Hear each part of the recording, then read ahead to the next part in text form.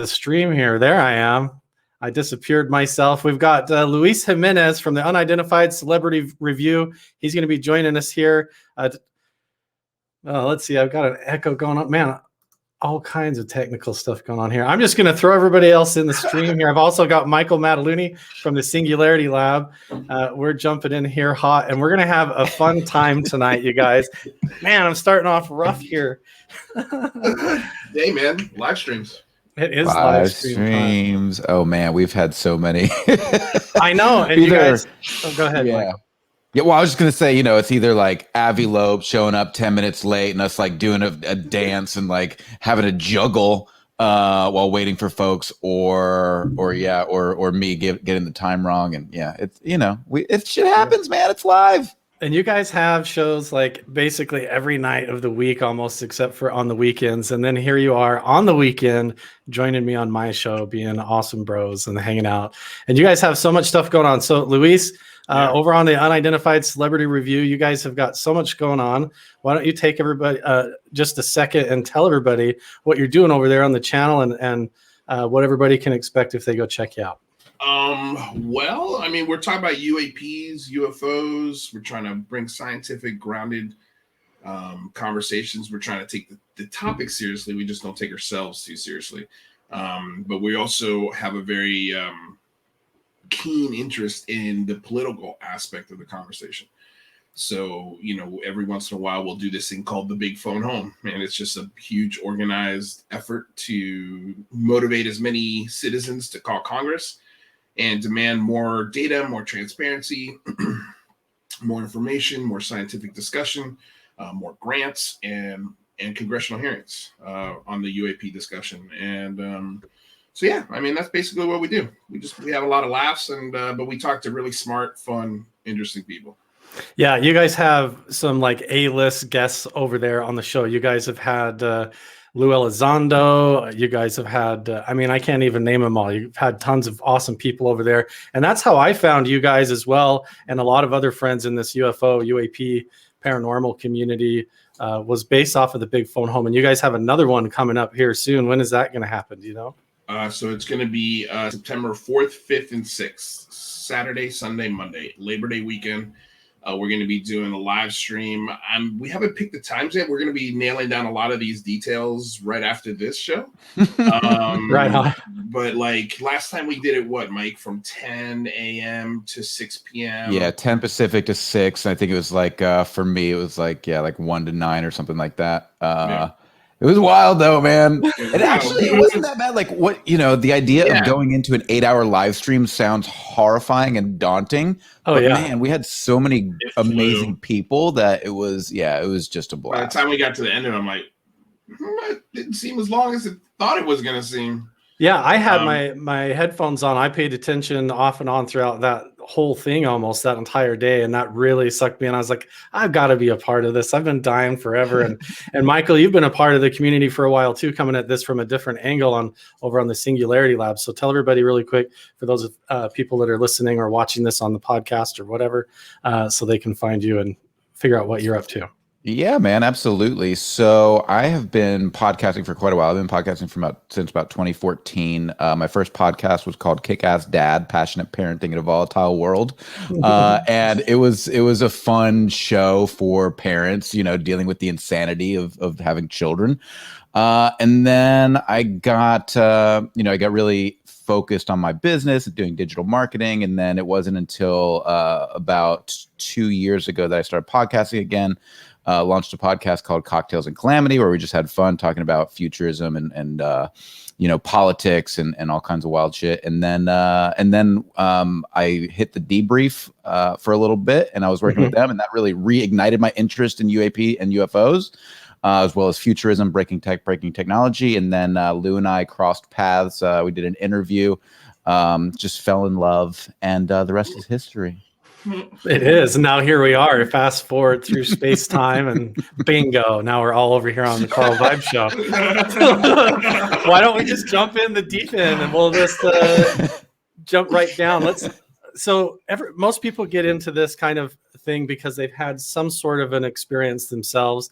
And I know that everybody's already told their stories to everybody till they're blue in the face. And we don't have to do that here if you want to just reference it. But what got you into this topic? Let's go ahead and start with you, Lou. What got you involved in this and started with a passion from the get-go? Because I think it has a foundation for your angle on it and why you look at it the way that you do. It does definitely for me. Well, it's weird. I didn't have an experience first. I cannot explain why, but I feel like I've heard this story a lot from people that are into the topic. And that is when I was in elementary school, they would give us like a half-hour library day or something like that. Library day where you go to the library, you can pick out whatever you want and you can look at it for an hour or check it out if you like it. And I always found myself by the Loch Ness Monster, Bigfoot, and UFOs. There was always a parent. It was only like maybe 6 books at most. But it was in every single library that every single school that I've ever attended had paranormal books. And they were always right by the Guinness Book of World Records books, and you always pulled those out too, right? I was the same kid. Yes, 100%. So I remember the earliest memory of that I have is second grade. Like second grade, for sure. Third grade, fourth grade, fifth grade, I was really into it. I think in middle school is when I started reading the bigger things. Like the book that sticks out in my mind is the book about the Gulf Breeze sightings in Florida, because that's where I'm from. And yeah, man, that book terrified the hell out of me. Like there was some really crazy pictures in that book. And that's what got me started. I would do like, the foldable cardboard science projects. Yeah. I would do UFO related, alien related science projects, and the teachers would always give me. You get like a C minus, right? C minus, C plus. Dude, you're like the same kid. Like, I like the passion, kiddo, but it's just not scientific. And I'm just like, how is this not scientific? How is this not scientific? And now you're still like, I'm going to show you your grade school teachers. Maybe you should go to therapy. You've got a whole channel and you're doing a phone home now. Maybe it all goes back to those grade school days where you felt picked on by the teachers. I feel like I'm still doing the three panel science project, but it's just morphed into a YouTube channel. But it's still a C minus. Like we're still C minus entertainment, I guess. That's awesome. But you've had an encounter though, right, Lou? Yeah, man. You've seen some things. Maybe we'll go ahead and I want to hear if you want to tell it. Let's go ahead. Yeah, I'll tell you. I was 13 years old. And it was like my first like birthday party I got to go to as like a fresh teenager without my parents, and my parents let me go to a party without them. It was the first time. And I went to a birthday party with my best friend at the time, this guy Tony, and this girl lived on, for better words, a farm. It was, they were like, where I'm from in Florida, it was a blend of houses that sit on like 4, 5, sometimes 6 acres, and then just cookie cutter suburban neighborhoods. So I lived in like those suburban, very basic neighborhoods. And then this girl lived on one of these acre plots, and she had a cow farm next to her. And so anyway, so around 9:30 at night, just a little after the sun went down, we're in the party, and me and my friend look at this girl, and she's standing in, not in the middle of the field, but she's a good 300, 400, 500 feet away from the party, and she's just standing in the grass, just looking up like this, and there's nobody around her. We're like, okay, that's weird. We walked over. We're like, hey, what are you looking at? And we started also looking up, and she's like, I'm looking at that light right there. And before she even said it, we saw it. And we're like, damn, that's weird. It was just like this green orb is the best way I can describe it. It didn't look anything too crazy when I first got my eyes on it. We were thinking, oh, well, maybe it's what's going on, Michael? Sorry He's about that. good. You're good, man. I was trying to share the story. We're Story. totally chill here. What The the hell is aliens going are on? trying to interrupt you. They don't want your story to get out. No, so I we're looking at it, and then this is where my memory gets a little fuzzy. The next thing I remember is this. Jesus, Michael, who's calling you? What's going on? It's I mean, not. it's a It's cool Carl's. story. It's It's Carl's me. I'm story. actually doing it over here on the side. No, I'm just kidding. No. I'm trying to share it. Oh yeah, I shared that one. Okay, cool. Sorry. So the memory gets a little fuzzy, and then the next thing I remember is that this craft is hovering 30, 40 feet off the ground in the middle of the cow field. Wait, your memory gets a little fuzzy because It does. Yeah. Was there any lost time or anything there? That you know? No, I don't think there was lost time. Because, and I'll tell you, I was aware of these things because I'd already read a whole bunch of UFO books at this point. I was 13 years old. Like I was very familiar with the UFO topic at 13. And so even at 13 years old, I was going through the Rolodex because this is what I had read that you need to do. Like I was like, okay, it's not a plane. Do you hear it? No. What I logged the direction it was moving. If I had the notepad or that I had written in, or the if I just recorded it or something, it would have been infinitely better. I'm sure the details, but I remember very vividly going through all of the things it's not. And the thing that struck me about it is there was no noise to it. So the first thing, the closest thing I could compare to at first was a blimp. But I was looking at it. I'm like, maybe it's a blimp. But I was waiting. You know how you wait for a blimp to turn, and then it gives you that Goodyear or that very familiar thing that says, "Oh, it's a blimp." It never did that. And then after that, the only thing I really remember, because I don't remember it traveling from high in the sky to above the field. I think this is just a memory thing, where it's a 28-year-old memory. And for whatever reason, I just don't remember how it got from there to here. But the next thing I remember was it was in the middle of this field, and it was shaped like a lemon, but with the top of it being bigger than the bottom. And it had portholes like very similar to the Gulf Breeze craft. If you want to pull up a picture of the Gulf Breeze craft, they give you a real damn good idea of what I saw. It was so close to that. I had a blinking light on the top of it. It was bright white in the middle, and it had a green aura, which was weird. That's just the color I remember. And as soon as I saw it there, I said to myself, holy shit, I got to get a better look. I mean, at this point, the party went from a party to, whoa, what's going on over there? And it was kids and adults all looking at this thing going, what the hell is that? Like you could hear it in the adults' voices, which I think the party was over after this happened. Like nobody wanted, like the party was done. Pretty much everybody was talking about this, but just wanted to go home immediately after it. But yeah, so I just is this what it looked like? It looked very similar to that. Yeah, very, very similar to that. And I'm not mixing memories here. That's because when you dive deep into this case, there's a very good chance that the person who made these photos was faking them.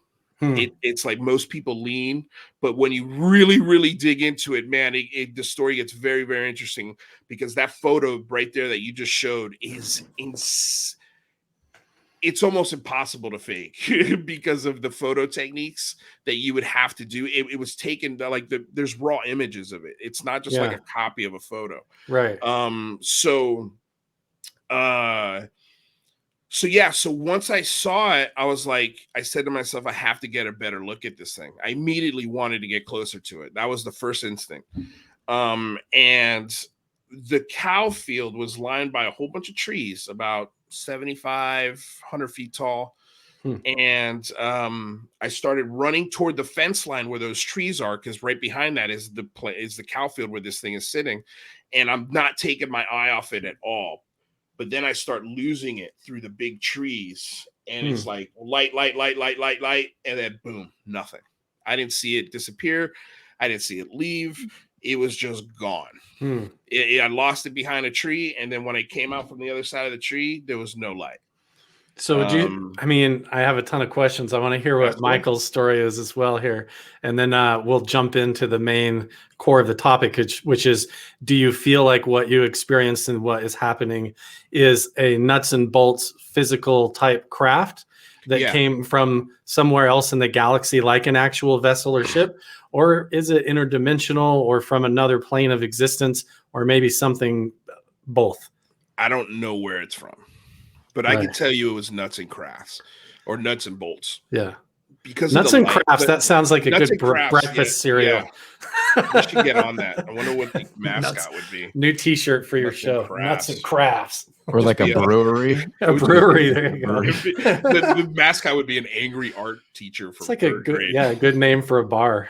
But yeah, I don't. It felt very mechanical to me. Yeah. Okay. Because I could see portholes. The portholes are the things that really sort of stick out in my memory. And then I could see there was structure lines that separated the top half of the craft from the bottom part of it. So there was a structure to it. It wasn't like a ball of plasma.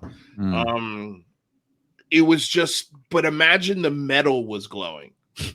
like that's how it looked, but it was bright white metal, and then it just gave off this aura that didn't expand. In other words, it didn't light up anything other than what was kind of underneath it. It's like it almost, the light stopped at where it wanted to, I don't know, I can't explain it. It's very, very strange. But the blinking light at the top of it is also something that sticks out to me. It was like a strobe light at the top of the craft, which after now an adult, I think of it and I'm like, man, maybe it was man-made. Maybe it was a military craft. There are, first of all, the flight path is right underneath the Fort Lauderdale International Airport. But it definitely wasn't like a Boeing or a helicopter. Those two things are out for sure. But we do have the Homestead Air Force Base, which is not too far, probably 60, 70 miles from that point.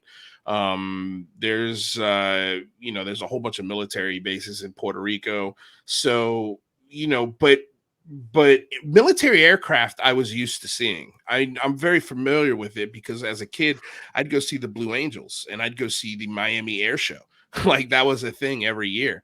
So it didn't have the loud rumblings. It didn't make any sound at all. I don't remember any sound from it at all. So that's why I'm like, man, I just don't know. I have no clue where it came from. I don't even have an inkling as to, is it man-made? Is it extraterrestrial? Is it interdimensional? Is it, ultra terrestrial? You can't even compartmentalize it into a logical box that we can define it. The weirdest shit I've ever seen. Yeah. I mean, like I ran into, and my mom barely remembers this. Michael was here for that conversation. We had my mom on the show for Mother's Day, and she kind of remembers me busting into the house, around 10 o'clock at night, just screaming at the top of my lungs, wanting to tell them what I saw. And they're just like, go to bed. We'll talk about it tomorrow. Nobody wanted to talk to me. And the first thing I did, one of the first things I remember doing was there was a TV show on Fox, and I think it was called Sightings. And at the end of Sightings, there was a phone number you could call and report your sighting. And so that's what I did. I called it. Dude, if I've never looked this up, but I'm wondering if we can find this because it might exist somewhere. But I left a message on that machine, giving them the direction, the atmospheric conditions, the temperatures. I remembered everything, and I recorded it on that hotline the next day with my friend right there, like him and I. Because his mom picked us up, she took me home first, and we were freaking out in the car. And of course, we're like, all right, call me tomorrow. Okay, I'll call you tomorrow. As soon as I woke up, he called me. I called him. He came over to my house. He lived right down the street. And we sat there for an hour, and we just talked about it over and over. And we went over it, over and over it. And then we called. I was so nervous when I called. And then we told them, all of the details of it, and nobody ever called us back. Nobody ever. which I found I think the show got canceled pretty shortly after. That might have been the last season that they had produced, literally when I made the call during the season. And if that's the case, then yeah, of course they never called me back because they never made any more shows. How amazing would that be to be able to like pull that recording back up and listen to it all these years later and I would kill for that amazing. recording, man. I would kill for that recording because it's two kids. It's Right. two 13-year-old kids, you know, Yeah. like I'm sure if whoever there was a producer on that show, I bet they were begging for one more episode if they heard that, or another season. I guarantee we would have made the season if they'd made another season. But yeah, man, it was wild. That's amazing, Lou. Yeah. So as a foundation to the rest of the conversation as to whether this is from another dimension or these are from the galaxy somewhere on another planet, let's go over to Michael and hear. Do you have any kind of experiences or just an accumulation, or is your experiences more spiritual or paranormal? Tell us what you've experienced. So my interest in this topic is similar to Lou. So when I was a kid, it was like I was all about pyramids and Loch Ness Monster and UFOs and, pretty much anything I could get my hands on that was in the realm of mystery. Remember that show In Search Of with Leonard Nimoy? Yeah. Oh yeah. Dude, I love that shit. Dude, it's great. Yeah, I was super into all of it. So I was 11 years old and my family and I were on we rented a house somewhere around Destin, Florida. And it was just a dark evening, but it was pretty clear. And we were out on the balcony and we were looking over the ocean and we just saw probably like 5 or 6 lights. And again, 11 years old, so 11-year-old memory. But I actually recently called my dad and asked him what he remembers about it. And he remembered actually in more vivid detail than I did. My mother saw it, my father saw it, aunts, uncles, my little sister. And so basically what we saw was just all these different lights out above the ocean, and they were darting off in pretty extreme angles. So they would shoot and then they would turn at a 90-degree angle and come back around, and they were moving incredibly quickly, and we were all just flabbergasted. And there is an Air Force base pretty close to that area, so we all assumed it was maybe some sort of military test project or something. But having never seen anything like this, I mean, I'm 42 years old right now. This would be 30 plus years ago. So, did the government have incredible drone technology then? Maybe. But man, these things were unbelievable. And the whole family was just kind of shaken up about it. We didn't know what we had just witnessed. And it was a pretty powerful event. And that was one thing that got me really like locked into UFOs. But then, I hit high school and totally got out of that interest level, really focused on the things high schoolers do. And it wasn't until later in life that I, kind of stumbled back into this topic. And I'm extremely passionate about philosophy, consciousness, technology, physics. All these things are what right up in my wheelhouse. These are the things I like to talk about. Like if I can't stand chit chat. I can't stand small talk. I love to dig deep into cool topics. And that's why that's why I created the Singularity Lab. That's why we joined up with Lou on the Unidentified Celebrity Review, because, we get to talk to amazing people. And, neither Lou or I consider ourselves experts in these topics, but we get to, create a platform to bring in experts and, interesting people and people with new ideas. And, we don't really get stuck in this sort of idea that you have to have, the only guest you could talk about physics with is somebody who's, it's like, come on, like we can have conversations and use our imaginations outside of the halls of academia. And that's what I really like to do. So, when it comes to where these things come from, what the phenomena is, to me, the most profound thing that got me back into this topic of UAP specifically was Fravor and Dietrich's incident, and that continues to me to be the kind of the gold standard when it comes to this is something beyond what our military is doing and what we have. However, I take no hypothesis off the table, right? Like for me, you can have a priority list, or as Mick West calls it, an atomic list. But to me, it's like you can't take anything off the table, especially, and this is the whole thing with the Fermi paradox, right? The idea that, there's 10 stars in our galaxy to every single grain of sand on the Earth. Like, I don't even know what to do with that number. I don't even know how to process that. But I do know that the idea that we're alone in the galaxy is obscene and absurd and incredibly egocentric. That being said, has any being figured out a way to get off the planet past the great filter and travel these extraordinary distances in a biological meat body? I don't know, but the idea of von Neumann probes and the possibility of AI and other intelligent civilizations sending scouts out into the universe to me, that's my number one hypothesis when it comes to the most extraordinary of these UFO events. Yeah, that's what I want to talk about right now and jump into head first is like, where do we go with all of this and what angle do we take? I think you have to look at it from all the perspectives. Is it physical? Is it an actual craft from another planet? Or are they coming from another dimension of reality or an alternate part of the multiverse or something like that, where reality gets thin and they come through?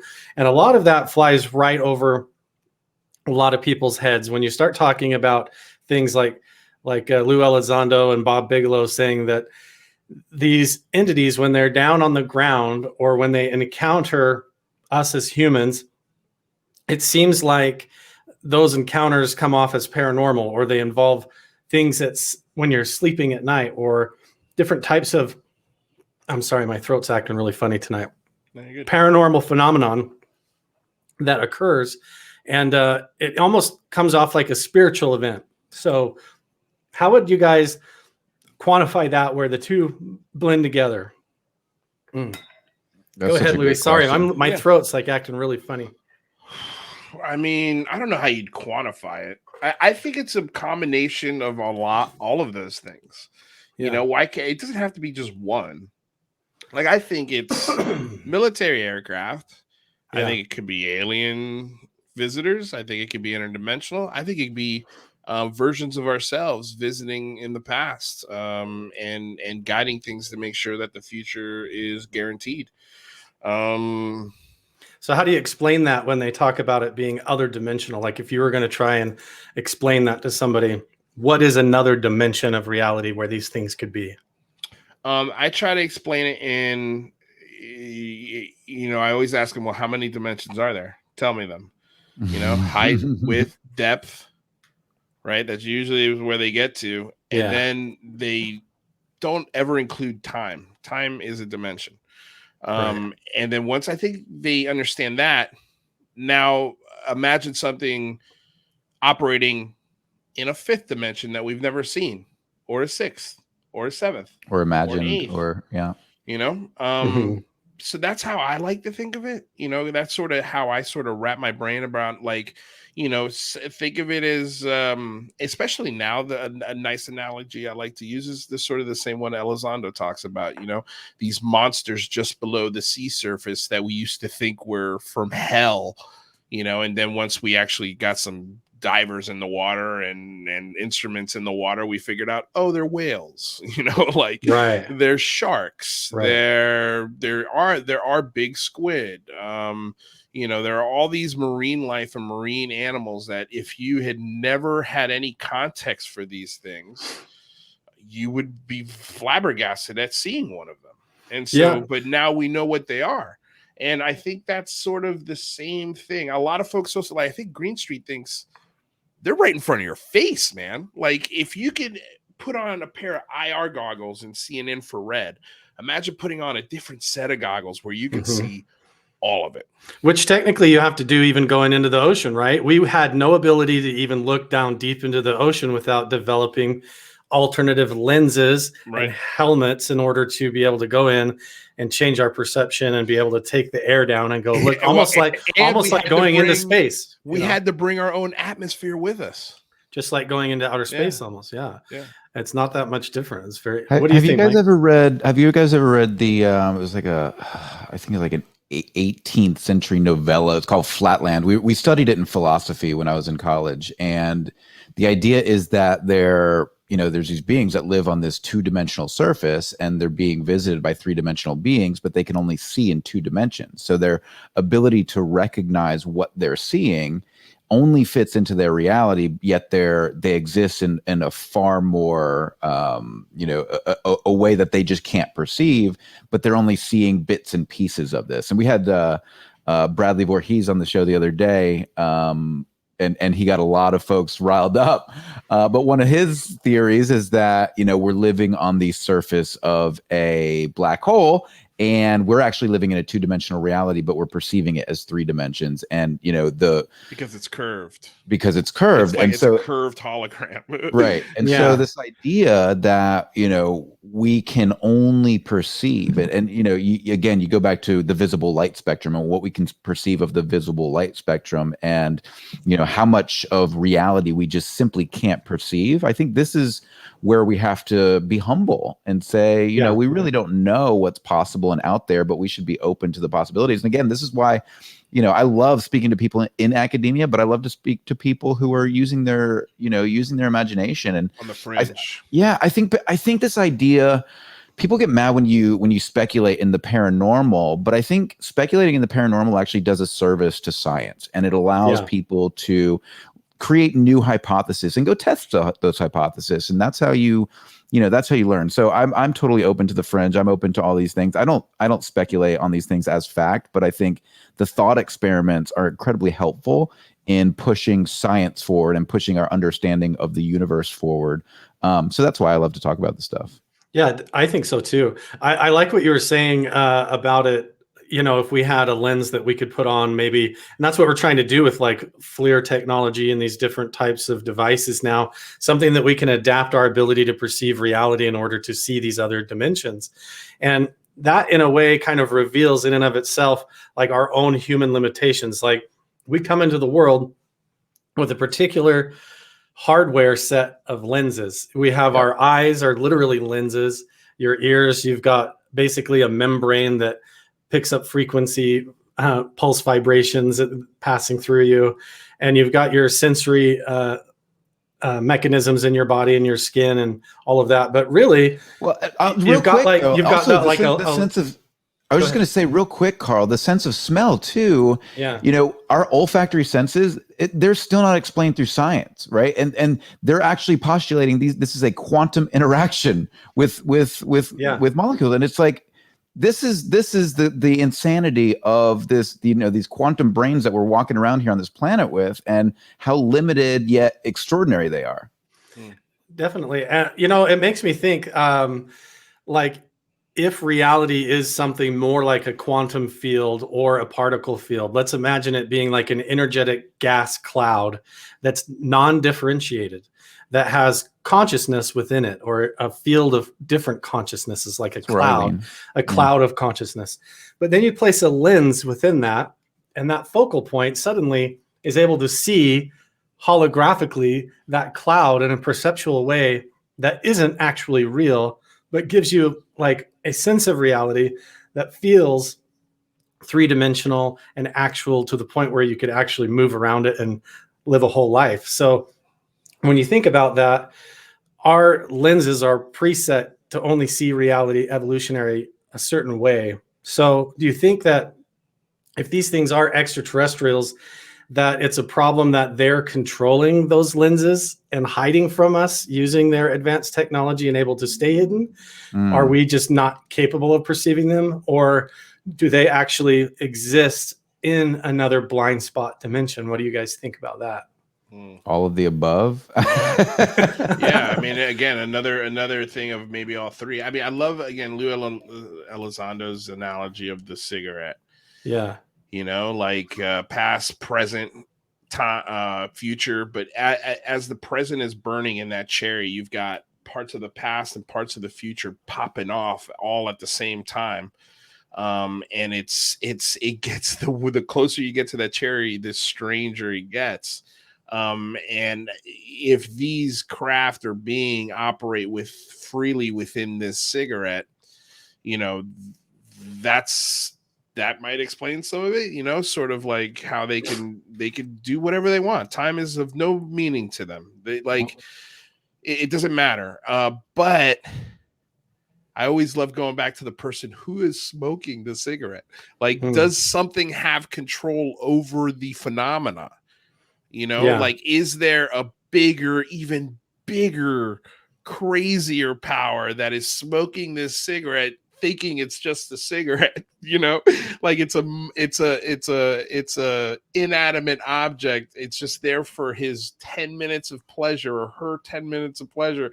And when this entity is done, it's just like, boop, I'm done, but that 10 minutes for that burn feels like trillions of years for us. Right. And I'm wondering, my biggest question is does that phenomenon, as it's operating within our reality and within our rules of this cigarette, is it aware that it's being smoked, by something even bigger? And that's where my brain just starts going, but when I asked Lou, he's like, well, that's what, theologians have been thinking about forever. And I'm like, I get it now. I'm a theologian. Yeah, not really. Theologians, and even when you look into the core origins of a lot of the major religions, it makes you scratch your head and wonder, like, if they were actually encounters with the phenomenon that were picked up and trying to reinitiate contact, evolved into all these different religious rituals and rites and trying to receive the message and stuff like that. We don't have to get into a bunch of religion, but the point I wanted to bring up with what we've been talking about is the idea of altered states of consciousness. It seems like in these encounters, there's always like an out-of-body experience or some sort of a telepathic communication. Even with the Nimitz encounter, there's people on the crew that claimed that they, had severe nightmares and like telepathic paranormal stuff that bothered them. And it seems to happen all the time like this. So what is it about our ability to be consciously aware, like slipping into dream states or meditative states, that seems to trigger this or affect contact? What do you think, Michael? So many good questions there. Let's go back here. Let me kind of preface it with this. So Lou talked about this, idea. We always talk about ourselves living in 3 dimensions, yet we actually live in 4 because time is a dimension. What we experience when it comes to gravity and kind of being stuck to this planet, time behaves very differently than if you're traveling at the speed of light, right? So there is this, there's this way of looking at the world that is very materialistic and very mechanistic in the here and now, and we're only looking at Newtonian physics and how things react, but that doesn't, all that begins to break down on the quantum realm, and all that begins to break down when you reach the speed of light. So if any being has come close to manipulating the speed of light, now they're in charge of that 4th dimension, and now they can move through that 4th dimension. And that gives them a much greater ability to see reality as it is than we have. So if we are being visited by beings like that, then we can expect not to ever be able to truly understand them coming from, our 3-dimensional experience that we vaguely can understand the relationship between time and matter. That being said, I want to go back to your question about consciousness and the relationship there. When we were talking to Dr. Massimo Teodorini from Italy, who had been studying the Hesdalen lights, one of the things that he mentioned was they had a 2-hour experience with this object that they couldn't explain. And that was in Norway, right? That's in Norway, correct. I think J. Allen Hynek went and studied there for a long time. But yeah. Yes, exactly. And so the interesting thing, though, was that I believe Teodrani and then one of the other scientists, they had opposite conscious reactions to this experience. One felt like they were being driven away and they were terrified, and they couldn't help but feel like their mind was being, I hesitate to use a word like rape, but he felt like something was entering his consciousness that was not invited. And so the other scientist, I believe it was Teodrani, but we'll have to double check this next time we speak to him, was attracted, that he felt pulled consciously toward the object. And this reminded me of psychedelics and how some people in a psychedelic experience can have a profound experience where they feel like they're being pulled toward a greater consciousness, whereas other people can feel like they're being repelled and they're trying to escape what they believe is a breach in their own consciousness. So this phenomenon is interesting the way it relates in a sort of conscious way. Now, are the Tic Tacs conscious? Can we connect with them? Are these other objects conscious? Maybe. But I think it's fascinating, the relationship between people's conscious experiences in psychedelic states and then experiences when they're dealing with these unknown phenomena. It's fascinating to me. It makes you wonder, us as humans, there isn't any other life on the entire planet that actually builds a craft to crawl inside and then travels around. Usually life evolves in such a way that it self-contains itself in order to fly or swim through the water or do what it does. And it makes you wonder, like, that conscious connection. Are these craft actually conscious in and of itself? Or are there little beings running around inside, or both? The whole thing is super fascinating to me. But I think I like what you said, Michael. Like, people who have experimented with psychedelics seem to also understand this concept of other dimensions of reality being possible. You can take mushrooms or psilocybin, something like that, in a controlled environment, in a good setting, and experience an altered state of consciousness and sit right in your bedroom or backyard and see reality from a different lens, a different focal point, and realize maybe how it's not the same as you think it is, or held together energetically the way that you normally experience it. And I think that gives a lot of people a clue that there could be other things there. There could be entities living in those blind spots and those shadows. So what do you think it's going to take? Is it going to be like an approach through the consciousness exploration, through like remote viewing and psychedelics, and that's going to open the gateway to be able to explore the phenomenon? Or is it going to be through advancements in technology and integrating ourselves with technology in order to see these things and enhancing ourselves? How are we going to finally make real legitimate contact? I think it's both. Yeah, we keep saying that. It really is, though. But I mean, yeah, it's. I mean, well, I hate in this topic. I hate to always say it's just one thing, because it just doesn't make sense for it to be one thing. I think it could be a combination of all these things we're talking about. It could be that crazy. My biggest fear is that when we do make contact, my biggest fear is they're just as messed up and divided as us. That would be my biggest fear. Yeah. Like a whole string of them, like one, like maybe Roswell is just like some scout ship that crashed, some other incidents totally different. And it could be completely different, unconnected, disconnected incidents. And we think that aliens are all just one thing, but it's kind of crazy to think that when you go look in the ocean, you think, oh, there's only tuna. That's not the case. When you look into other dimensions of reality, the variety would be endless, it seems. Yeah.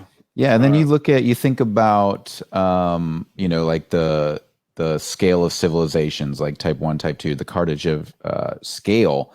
And then you think about, the reverse of that, right? The mastery of the quantum realm. And so we don't know what we're dealing with here. Maybe we're dealing with both, right? If you're thinking about extraterrestrial civilizations and they have been able to reach the, build Dyson spheres and reach these extraordinary create levels. Their own stars. Yeah, these extraordinary levels of technology. Those might be those might be the ones that are sending out von Neumann probes and exploring the galaxy with AI. Whereas you have these other, other civilizations that have gone in and mastered the subatomic realm and the ability to, literally create anything that they want. And so, and understand, dimensional reality, light speed, all these sorts of things. So, you may have different variations of extraterrestrials throughout the universe, some who have mastered the outer world and some who have mastered the inner world. And so you'd definitely be dealing with very different species, depending on how they evolve. Yeah, it seems like there's always kind of a consistent thread to it, like that consciousness connection. And you can't escape it in the end. Ultimately, you have to perceive the encounter through the lens of your witness. You have to look up at the sky and see it and process it and think about it and have the emotions, or you're experiencing it like in a dream state or coming to you in a meditative state, or some sort of out of body experience like that. So I think this is such a fascinating thing, and we're kind of realizing that maybe it's not so much of a problem that everybody's coming at it from the wrong angle, but the variety of the phenomenon is so vast, because you've got everything from nuts and bolts crafts coming from other planets potentially, or probes or drones being sent to check us out, to other dimensional type entities and beings, and maybe a blend of both, like Skinwalker Ranch. You've got kind of both going on. So what is, we could talk about not to Skinwalker mention Ranch. Terrestrial, not to mention like what here and now. We just had an extraordinary conversation with David Hambling, who wrote Small Drones Will Take Over the World. And so we're seeing, and this is going to be a big problem for people who are studying UAPs and UFOs and are looking for the types of UAPs and UFOs that you're talking about, the interdimensional, extraterrestrial, ultra-terrestrial, those sorts of UFOs. But on the other side, you've also got drone technology that is just exploding. So it's like, and I think this is the biggest danger that we face when it comes to getting to the bottom of some of these truths, is that people will easily attempt to debunk any of the types of UFOs and UAPs you're talking about by simply referencing drones as drones get more advanced and are sighted more. And so you have so many sightings that are terrestrial already that can easily be attributed to things that our current technology is capable of. And I think, the concern I have is that we'll lose sight of these diamonds in the rough and not explore and look for the things that we should be looking for, that are potentially extraterrestrial or interdimensional, because 99% of it is terrestrial. That's true. That's a good point. Well, I'm also wondering too, Carl, because you asked, like, how do you think we're going to make contact? Is it going to be like a remote view? Is it going to be some sort of technique that we've figured out and how to flag them down? What if we already have? And I'm not saying like, hi, I'm Carl Vibe. Hello, I'm Zentar from Zeta Reticuli. Not like that. I mean, like, and we've had the discussion again.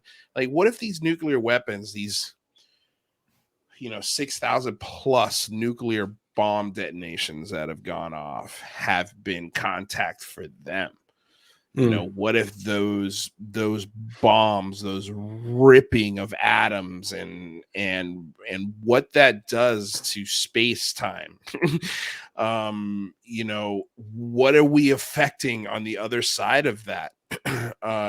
Because I always think of, can you imagine if we blew up a coffee shop or something in another dimension, or we wiped out an entire country somewhere, country-like thing, I don't say country, but just something on the other side that could cause great pain and loss of life. Yeah, you detonate these bombs under the ocean, and like before you knew that there was like whales and dolphins and life under there, you're right? Just like, let's just throw our trash out there in the ocean and it'll take care of it. But don't you guys think we don't really know? Yeah. Don't you guys think that an atomic bomb detonation on a tiny planet like Earth is nothing compared to a supernova? Like that's why I have a hard time believing that idea, because it's like, Well, what would a supernova do to rip the time space continuum and create Well, a black maybe hole the versus signature of a supernova though is different than the splitting of an atom. You know what I mean? Maybe they register differently. It's hard to split out the hairs on it because at the same Yeah. time as the nuclear weapon advancement happening all over the world, we've got the space race going on and probes and satellites being sent out, advancements in satellite and radio technology. So we're sending all of a sudden as a planet all sorts of crazy signals out into the cosmos and completely changing technologically and all of a sudden electricity and all sorts of information systems wrapping around the globe. So, I mean, if there's anything out there listening, we all of a sudden turned on in a big way back in the middle of World War II in that turn of the century. And so whether it was the atomic explosions got their attention, and maybe again, it was a variety. Certain ones were attracted to different events. And there's absolutely a correlation between UFO sightings and the first atomic detonation. So I definitely see that correlation. I just have a hard time with the idea that our nuclear bombs are so destructive interdimensionally that I have a hard time wrapping my head around. But it's well, I mean, it's a again, hypothesis I wouldn't pick up the table. imagine these things are like we don't see them because we don't have the filter, right? But they're right in front of our face, and that's an interesting point. This is life, right? And you don't know where this life thrives. You don't know what it lives off of, and you've just put a nuclear weapon in their space, man. And maybe they're aware of us, and they're looking at us, going, "Okay, what the fuck do we do about this?" Like they drop a big bomb out in some desert valley in Nevada, and unbeknownst to us, we're blind to the fact that in another dimension that sends a total shockwave through an entire sort of civilization of beings that lives on this other side of reality that we can't even perceive, and they become aware of that, and that clues them in to try to figure out their problems from their side of the problem. Wouldn't it be scarier if they couldn't do anything about it? Scary for them. If they're Right. if we're dependent upon each other in some kind of symbiotic way that we don't understand in nature, it's very interesting. It's fun to think about. Probably very unlikely, but it's fun to think. I mean, like I like to think of Can't take anything off the table, man. The Kardashev scale, right? The Mhm. type 5 civilization. I think even Michikaku might have added a 6th, but this idea of creating your own star, like, Yeah. that's insane to me. And I wonder what kind of listening probes, like a Project Mogul, they have littered through galaxies all over the place, and they can tell the difference between a supernova and intelligent life playing God. Right. I don't know. It's fun to Well, think and about. it's this idea that what's the quote? Magic is indistinguishable from advanced technology. Like, and that's I think what we have to be thinking about when it comes to the Kardashev scale and potential extraterrestrial intelligences, right? I mean, what we would perceive as magic or just extraordinary is simple technology that they've developed and mastered. So here's a question from Kev D. He said, if you had a free pass for, let's say, 24 hours, high-level security clearance to be able to see any kind of secret place or thing, and you wouldn't get in trouble for talking about it, where would you go? What would you look at? Would it be like Lockheed Martin, or would it be underground Area 51? Would it be... Man, that's a good question, because lately I think I'd lean toward the Department of Energy, but I wouldn't know where to look. Yeah, exactly. Whereas Area 51, I'd be like, how many hours do I have? 24? Yeah. I don't know if I'll be able to get the whole basin in 24 hours. Let's just say they drop you off in like Disneyland. It's like, here you go. I mean, look, if it was a drop off in a place where I had a feeling where all the information would be, and it was just, okay, there's the door, you could go through it, you don't have to look for it, and you get 24 hours to just kind of have fun and explore. Mm-hmm. I'd go Department of Energy. So would that be like Department of Energy, like in Area 51 itself? Like go to Wherever they accumulate all of their files on all of the toys and all of the nuclear patents and all their patent office. That's where I'd want to go to. Is their patent office and see what kind of toys they've developed and actually put into Vatican Library. Vatican Library. That's a good one. Fucking great. The mysteries in the Vatican Can I take Library. my back? Can I go to the Vatican Library? Because that's good. I mean, or if it was any place in time, I'd go to oh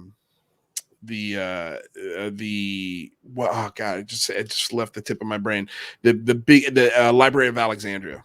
That'd be dope. That'd be the one. That would be cool. But if it was today, I'd say the patent office or the patent file of all of the military toys at the DOE. That'd be amazing. What about you, Michael? Where would you go? Run around in some warehouse where they keep the Ark of the Covenant or something? Or I mean, Bell Labs is interesting to me, and this is probably on the same line as Lou with the DOE, but like Bell Labs or Lockheed Martin would be interesting. Like their super secret developmental areas. I'd also be curious. I'd definitely be curious about Area 51. Yeah, those. That's Kevin Childress is in the chat. I'd wonder where Kevin Childress would go for 24. Yeah, Kevin, where would you go? Is S4 a real thing? Like, I don't know. I was thinking S4. Somebody said S4 in the thing, but I'm just not sure if S4 is an actual facility. You go to try to go to Dulce, New Mexico. Dulce, New Mexico, and there's nothing there. It's all a rumor. No base. It's just BS. Yeah, like I would want to know that has been 100% confirmed and verified. That would be amazing. So, like, it would be then interesting. He said the second part of the question was you couldn't tell anybody.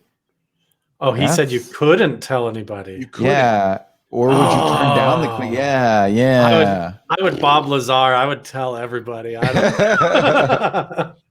I mean, well, I've always said that the topic needs a Nelson Mandela.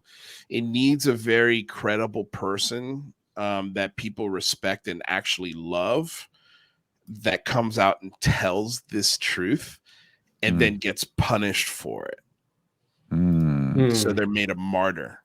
The topic needs a martyr. It needs like an Edward Snowden or something, someone in that vein who's just like, you know what, this is BS, and literally steals the information. Like steals the information from wherever it comes from, blasts it out publicly. It's the wrong way to do it. It's 100% against security ethics and codes. But I think that's what the topic needs. It really does. That's somebody that is completely unapologetic about giving people the truth on the topic with proof, not just a story, with actual hardcore pieces or a smoking gun document video. It would have to be, something extraordinary. Kevin Childress, I can't go there. He's like, I can't go. What do you guys think? Like, what? Wait, real quick, Kevin. Was I close with the patent office though? Can you tell me if I was close? Off the record, maybe. Right. Sorry, Mike. Go ahead. You wouldn't know what you're looking at. He says that's fair. No, I was just gonna say, that's like, totally fair. What if the government has like proof that we are being visited, but like they're not in contact? Like, what would disclosure mean in that circumstance? Would it even be valuable? Would it even matter? I think it'd be definitely valuable. Yeah, that's the thing. I mean, if they did card out on a flatbed truck in front of some news station and say, we're going to do an actual release, this is a real craft. I mean, there would be a huge amount of the population that still wouldn't care or wouldn't believe it. I think you're right. It would be a multifaceted approach. It would take not only the scientific community backing it, but the government, multiple governments. It's going to have to be like a global sort of disclosure, because in the end, if it is some sort of a physical craft that came down, but it's also connected to other dimensions of reality, how they proceed to disclose this or how it comes out is going to be very interesting. Because if they are right in front of our faces or in this alternate dimension of reality, and sometimes they pop through in physical form and then crash, then it is two parts of a problem. We've got not only these things coming down and invading our space and our oceans and things like that with advanced technology, but they're potentially, the boogeyman under the bed and in the closet at night, and they have been there the whole time. So what is the thread that you guys think ties this together, from boogeyman under the bed, the shadow man in the corner, poltergeist, all the way up to craft in the sky? What's your question exactly? My throat's kind of going out again. Oh, my sorry. question is, in the spectrum there, because it's such a big scale, how do we need to approach disclosure? Where do we cut that down? Where do you think people are going to actually accept it the easiest? Is it going to be a craft, or is it exploring consciousness in that way? Well, I guess that's the point of my question. Like, what if we're not in contact and we don't have any? It's like we're not going to get like unlimited energy. We're not going to get like cool technology out of it, but we just like know it exists. I don't know that anything changes, bro. Like, I don't know if disclosure actually changes anything, because like you said, people are still not going to believe it. You're still going to have, it's not like anything we're not in a post-scarcity society. Like, that's to me the biggest, if we are being visited and there is advanced technology and they're willing to offer it to us to get us past this point of, just polluting the planet and get us to another level of civilization, then that's one thing. But if it's not that, and we either found a craft or we're just aware of something existing, I don't know that much changes.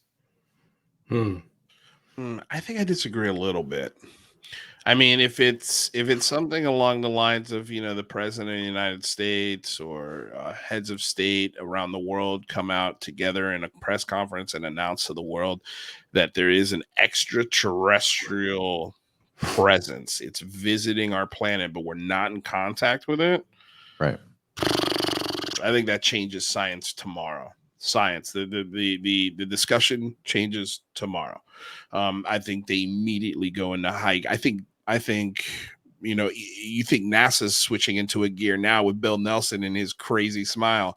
Imagine if something like that happened. I think a lot of funds would be devoted from probes with helicopters on Mars that they're cool and they're the first step, but shit, man, we could be doing a lot of cool stuff here. And probing for stuff here and looking for stuff here, especially in our oceans. Forget about an announcement like that, but if an announcement did happen, man, I think I would be a paradigm shift for sure, dude. I don't think I agree with you on some levels that for some people it'll be just like water off a duck's back. Cool, man, I kind of knew that anyway, right?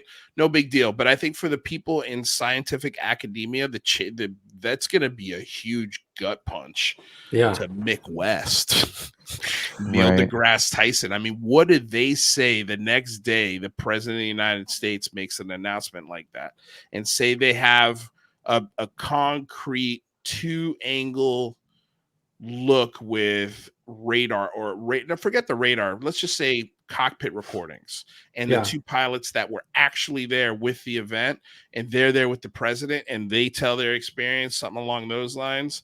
Dude, I think that changes a lot of stuff. But if it doesn't come with the free energy, it doesn't come with the I always think of Star Trek, just spaceships coming up and down, going here and there.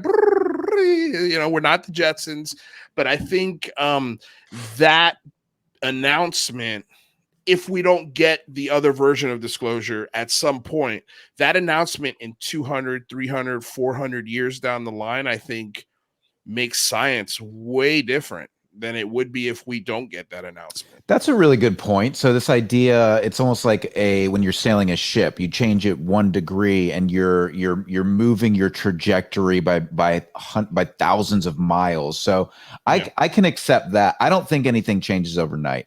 No. I think it's going to be our channel changes overnight. You know what I'm saying? We're on NBC overnight. Dude, like our channel goes from tiny little thing to, oh my God, people are going to be super curious about this.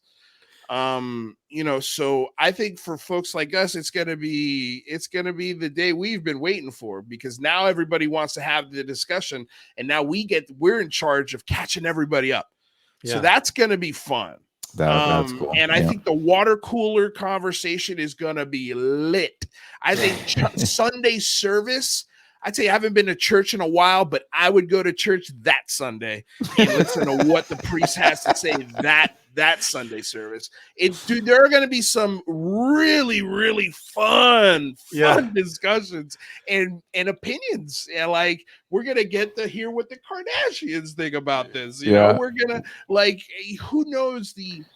Well, think about the cults that start to pop up. The cults that pop up, that's just I don't want to think about the ugly shit. But I'm just saying, you got to think about that'll it all. happen. No, for sure, that would happen without a doubt. But imagine the marketing campaign Tic Tac puts on then, or Oreo or Prada, or a NASCAR or the NFL, like that. Like everybody's gonna jump on this. Oh man, we're not alone wagon. And it's going to be like the hottest thing for the next 50 years. And then I think that inspires, like you said, it's just like the 1 degree on the ship. Like a kid who's 6 years old and hears that announcement when he's 30, what kind of trajectory changes that for that kind of person? Do they get into science? Do they try to think of energies that fit these whatever we are privy to, whatever we get, but that inspires people to think of those technologies and those and think like a fringe thinker, And people might return even to like ancient spiritual practices again. We've talked about this on the show before, where suddenly everybody kind of becomes sort of a pseudo modern version of Hindu or Buddhist, and that connection sort of turns full circle back through time, and we realize the connection in our ancient history, that this has been going on for forever in our past. These other entities, whether they come from other dimensions or other planets, have been coming potentially and interacting us forever. So people could have a huge shift in that. So, I mean, it's one thing if everybody just had to accept like a piece of evidence, but imagine if they were able to suddenly like shift the 5G signal and change our perspectives, and suddenly you see the poltergeist that's living in your house alongside you, and you understand the entity, and you become visibly aware of it or emotionally aware of it. Would that suddenly create a shift where we realize we're not alone? These things are right in front of our face, cohabitating the universe with us. Well, yeah, I've actually, during a psilocybin experience, that was a very vivid thought or vivid experience, was this idea that there is literally this switch, and like when you switch it, humanity, the quantumly entangled brains that we all have, are able to see in a higher frequency. But it wasn't this idea of like you can now see the poltergeist. Like everything just moved up a level of frequency, where it was now like what we associated with evil or darkness was just immediately replaced with much more vivid and bright things. So yeah, this is something that I've definitely thought about, ruminated on, and it's something that I'm fascinated by. So I think if there's an evolution of the human species that is not a technological singularity, but is some sort of raising of the vibrational awareness, then I've thought about that for a long time. Yeah, it's interesting that we keep talking about the psychedelics, but suddenly you maybe even perceive what you normally experience day to day, like the table in front of you, energetically, perceptually completely different. And you understand the concept of reality in a different way than you've understood it before, not just the user interface that's straightforward that you've experienced from birth all the way up, but you sort of change your goggles, put a different lens on, and perceive things differently. And you realize there's other things that may exist there right alongside us in a co-reality in the shadows, sort of that we've evolved to not be able to even perceive them. And you would never know unless you change that lens, change your perspective, and change your focus. And so one last thing that ties into that is that you have like the Stanford Research Institute. They do remote viewing. They seem to approach all of this from not only the technology, but also the consciousness perspective. So you've got remote viewing teams. I just interviewed Paul Smith on my last show. He even himself said they had a whole team of people that remote viewed the backside of the moon. And they encountered a craft that was like a tic tac on the dark side of the moon, sitting in a crater that seemed to be consciously aware. Not only that, but consciously of them remote viewing them somehow, even from Earth. And this is a whole team of remote viewers that, for all they know, they might be looking for a box of buried pirate treasure in the Caribbean. They have no idea going into it that they are being sent to look at the moon. And so you've got people approaching it from the consciousness meditative perspective. And then you've got, fighter jets and technology and satellites looking at it as well. And somewhere in the middle, people are going to have to face the truth of this reality and how it's going to come out. So if you had your pick, Michael, of how disclosure came out, would it come out from the people, from the extraterrestrials, or would it come out through the government? Or what do you think would be like your ideal way? It's this consciousness shift, right? It's this extraordinary connection with whatever we're actually dealing with, right? Whether it's spiritual in nature or quantum in nature, however you want to define that. But if there was this sort of frequency shift that we could experience as human beings that put us into this new reality where we now have new goggles and we can see in a new way, I think that's the only thing to me that gets everybody on board at the same time. Now, if it's technological, it's a post-scarcity civilization. It's the ability to move past resource, ownership and move into this sort of egalitarian society that is beyond need for these sorts of competitions over resources. So from a technological side, I think it's a technology that creates post-scarcity. And then from a, potential consciousness side, I think it's this raising of the vibration that allows us to change our goggles and see the world in a new way. So overall, from not only civilization and the technology advancing and benefiting humanity, but also spiritually and esoterically, people changing their perspectives and having to evolve into that new world. That's really great. I mean, think about it, because then you're not dealing with like communication issues and errors in perception. It's just you're just all on the same wavelength like this. Yeah. Because if we truly are a unified field and all of our brains are these quantum computers, then they should be able to be connected. And I know that sounds scary to people because it's like, well, I need my privacy. But if you're thinking, if it's like a quantum shift, it's a paradigm shift. You don't realize what the advantages and the bonuses are because you're not experiencing it. You're used to living in that fear of losing your identity, yourself, your stuff. What about you, Lou? Do you think are you excited more about the technology aspect of it or the spiritual evolution of it that might come, or both? I mean, both, obviously. Going with the theme of today. But if I had to choose one, man, that's tough because I've had this spiritual connection. I don't want to say spiritual connection, but we've talked about my download that I had a few months ago, and man, that was awesome. Yeah. It feels great, right? Like the clarity, awesome. Associated with something like that. So clear. How I could see things. It was so cool. But then again, I really want to go to space. Yeah. Like how cool would it be to see the rings of Saturn or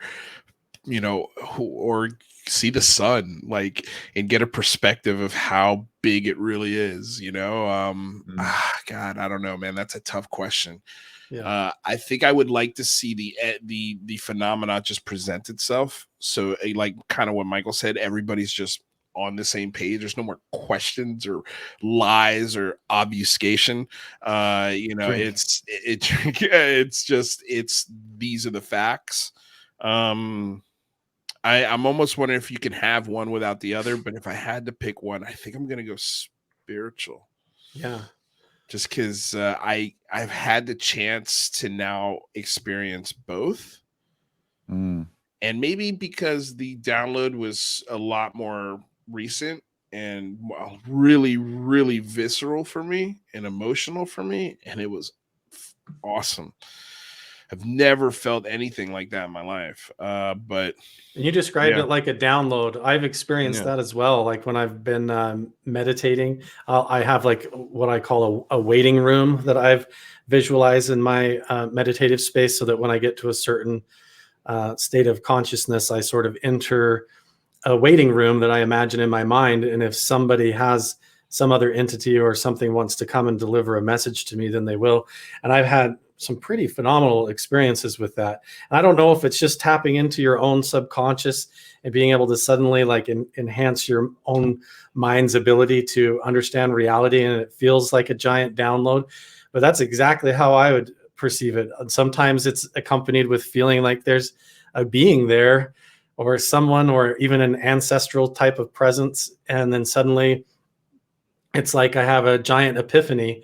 I had that exact experience standing at the viewing at my father's funeral, standing there alone in the room with his body. I decided I was going to meditate, had a massive download of understanding the nature of reality as everything being reflections of motion and light and energy.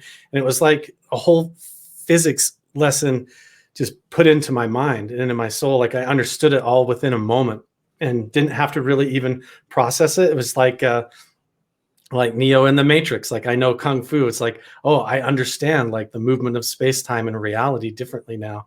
Just standing in there meditating with my father, you know. And so same thing, but I've also seen strange stuff in the sky and had like a paranormal encounter camping in the woods, you know.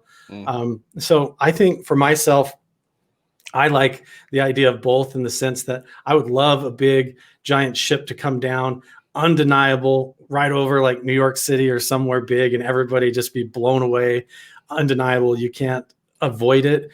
And then what comes out of that is a giant spiritual shift in reality in that contact. And we have to evolve and in order to communicate and learn and get along with that type of connection and experience, forces us to Carl. suddenly evolve and maybe not only transform our technology to match with that, but suddenly not be in disarray and have that be two different worlds, but our technology and spiritual world suddenly unite, which is the type of singularity I'm hoping for too. Same, brother. Yeah, right. So with that, you know, we've talked here a little bit over an hour. I want to give you guys an opportunity really quick to tell everybody again what you guys have coming up on your own shows. I mean, we could go on for hours and hours. I'm having weird throat twitches and stuff like that going on. So, Michael, why don't you tell everybody first what you got going on? Who's coming up on the Singularity Lab over there? Yeah, absolutely. So if you haven't followed the Singularity Lab, make sure you go check us out over there. You can just type in the Singularity Lab on YouTube, or you can find us on Spotify. You can find us on Apple Podcasts. So this week on Thursday. So again, if you guys didn't know, we go live 5 nights a week, 3 times: Monday, Wednesday, Friday on the Unidentified Celebrity Review, Tuesday, Thursday on the Singularity Lab. This week, who the heck do I have coming up this week? Oh, I've got a genomics expert coming on Tuesday. So we're going to be talking about gene editing and the future of gene editing, future people, as it were, and whether we're going to be engineering a superhuman race. So that's on Tuesday, and then on Thursday, I'll have to remember and get back to you on that one. But yeah, it should be a good time. And then we're also doing the Big Phone Home 2 coming up on Labor Day weekend, which is going to be dope. It's going to be awesome. If you guys checking this out on YouTube, I've got everybody's links down in the description below if you want to click those and check them out. Lou, tell everybody what you've got coming up. We got the Big Phone Home coming up. I didn't mean to jump this on you guys, who your guests are and all that, but tell everybody what you've got going on. So this week we've got, on Monday, we got Science Bob McGuire, which is going to be really fun. He's part of the SCU. We've got Ross Coldhart, who just wrote the book In Plain Sight, and he's confirmed for the Big Phone Home. So he's also going to be joining us there as well. And then we've got Dave Beatty coming on Friday. to discuss his film, The Nimitz Encounter, and now how it's kind of obsolete, and his announcement on Twitter, which I thought was just honestly one of the best things I've ever seen on Twitter, is somebody being open and honest and calling it how it is, and saying, hey, this project I put all this time into, it's not valid anymore. Sorry, which sucks for him as an artist, and I'm sure as a researcher. And which, can we just take a second and appreciate that there's been so much coming out recently with all of this, as much as it feels like we're starving for more breakthroughs and more drops of information, that he can't even get a film produced without it becoming obsolete by the time it's done. That means things are moving pretty quick. We just don't, we're impatient. That's a good point. They are, man. No, it's a good point. And then, as far as guests for the big phone home, we're still finalizing a lot of these folks. I can tell you for sure Lou Elizondo will be there 100%. John Greenwald will be there 100%. Avi Loeb will be there 100%. Again, Ross Coulthart will be there 100%. We got members from the Galileo Project. We've got Rich Hoffman from the SCU. We've got so many folks. Vinny Adams from Disclosure Team. Paul Davies. Danny Silva will be joining us. Looks like Project Unity will be joining us. Alex Sears. We've got UFO Jane, who's going to be leading an all-female UFO UAP discussion, where me and Michael won't even be on the show. So that'll be really, really cool. Stephen Greenstreet, I think he's on the fence. I'm not sure if he's going to go. He's a journalist. So some journalists are very funny about political movements. They don't want to be associated with them because that gives them some sort of bias, but some journalists don't care. And that's great, because if we can get some journalists to tell their readers and followers, hey, this is a worthy effort, I think you should look into it, or at least just tell a story about it. I think that's a great thing. Jason McClellan will be there. I'm going to be reaching out to, some of the folks that came from last year. I just haven't had a chance yet to reach out to everybody. We're going to try and get Richard Dolan. We're going to, just a multitude of. I'm waiting to hear on 4 massive guests. That's all I can give you. Massive. Like, if we get these 4 guests, sky's the limit, I think, on who we can attract to come talk to us. We're trying to get senators, congressmen to join us for conversations if we can, especially on the last day, which is a veteran theme day. It's going to be veterans, former government officials, and hopefully state and local officials as well, and maybe some scientists sprinkled in there, and some big time opinion makers. So that's all I could say. But it's shaping up to be a really, really fun 3 days. So that is going to be a huge show. Everybody go check out, if you don't know already, the Unidentified Celebrity Review with Luis Jimenez, and make sure and subscribe and turn on notifications there so you don't miss the big phone home. I think it is going to be the event horizon that pushes disclosure over the edge. And I hope that those guests line up when they see that everybody else. And also, Michael, over there on the Singularity Lab, I want to wish you the best of luck. Thanks, you guys, so much for joining the show today. And over in the chat, everybody that had your questions and comments, to keep it going. And we will see you guys in the next one. Thanks, guys. Thanks, Carl. Later. Thank you.